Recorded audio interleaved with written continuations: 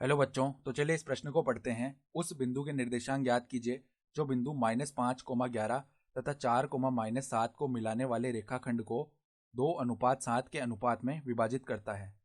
तो देखो प्रश्न में क्या कह रहा है कि हमें उस बिंदु के निर्देशांक ज्ञात करने हैं जो बिंदु है -5, 11 तथा 4, -7 इनको मिलाने वाले रेखाखंड को 2:7 के अनुपात में विभाजित कर रहा है।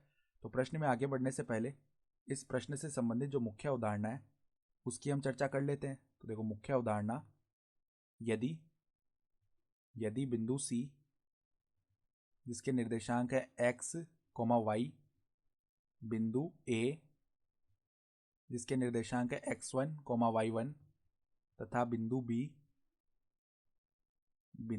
जिसके निर्देशांक हो x2, y2 को मिलाने वाले रेखाखंड को मिलाने वाले रेखाखंड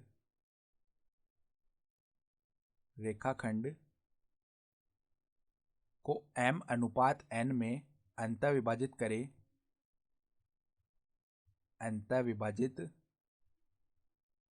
करे।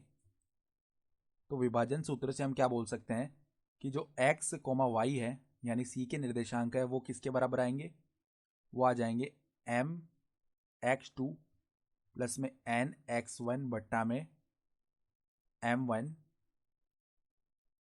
m प्लस में n आएगा बट्टा में m प्लस n, ठीक है। और जो y निर्देशांक है वो किसके बराबर आएगा, my2 प्लस में ny1 बट्टा में m प्लस n। ये होता है विभाजन सूत्र, ठीक है।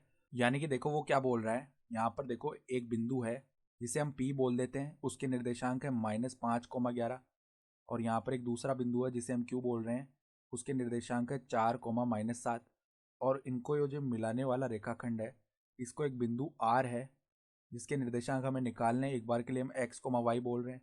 ये किस अनुपात में बांट रहा है, 2:7 में, ठीक है। तो देखो R के निर्देशांक क्या आएंगे, x, y बराबर में पहले क्या करते हैं mx2 प्लस nx1 करते हैं।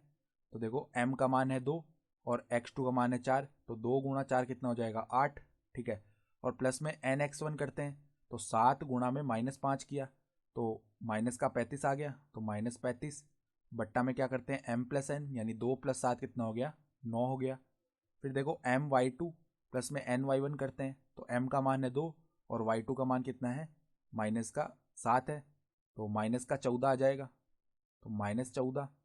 फिर देखो प्लस में ny1, तो n का मान कितना है 7 है और y1 का मान 11 है, तो प्लस में कितना आ गया 7 गुणा 11 77 हो गया बट्टा में m प्लस n यानी कि 9।